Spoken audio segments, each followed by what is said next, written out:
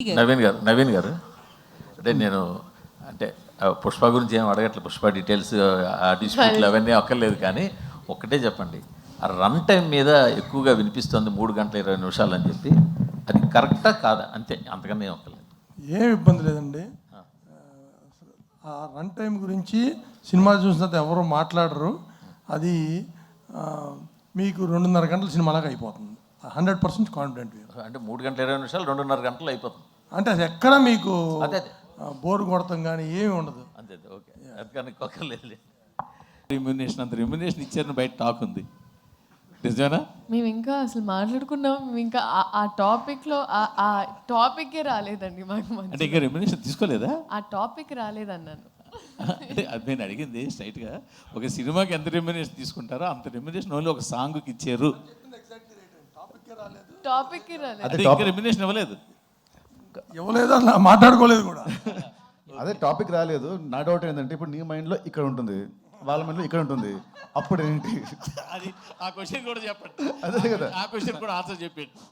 నితిన్ గారు అడిగారు, వాళ్ళ మీ మైండ్లో అక్కడ ఉంటుంది, వాళ్ళ మైండ్లో ఇక్కడ ఉంటుంది. శ్రీలీల గారు యాక్చువల్గా అంటే ఈ సాంగ్కి పర్టికులర్గా కిసక్ సాంగ్కి ఒక బాలీవుడ్ స్టార్ శ్రద్ధా కపూర్ని అనుకున్నారు. బట్ అనుకొని ఏమైందో తెలియదు. బట్ మీ దగ్గరికి వచ్చినప్పుడు ఇది మీరు ఒక ఛాలెంజింగ్గా ఫీల్ అయ్యారా లేదా ఒక బాధ్యతగా ఫీల్ అయ్యారా ఈ సాంగ్?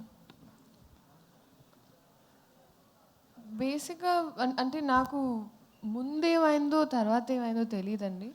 ఏ విషయంలో అయినా నా దగ్గరకు వచ్చిన తర్వాత అది నేను ఏదైనా, ఇప్పుడు రాబిన్ హుడ్ సినిమా అయినా నేను ఒక బాధ్యతలా తీసుకున్నా, ఆ పాట అయినా నేను ఒక బాధ్యతలా తీసుకున్నానండి. శ్రీలీల గారు హియర్. నవీన్ గారు, బేసిక్గా మీరు జాన్లో గుంటూరు కారం నుంచి కుర్చీ మడత పెట్టితో వైబ్ అవుతున్నారు, ఇంకా ఆడియన్స్ దానిలోంచే బయటకు రాలేకపోతున్నారు. ఇప్పుడు అసలే చలికి చచ్చిపోతుంటే ఇప్పుడు కిసిక్ అని ఒకటి వదిలేరు. So and last end with అంటే 2025 ఎండ్ విత్ రాబిన్ హుడ్.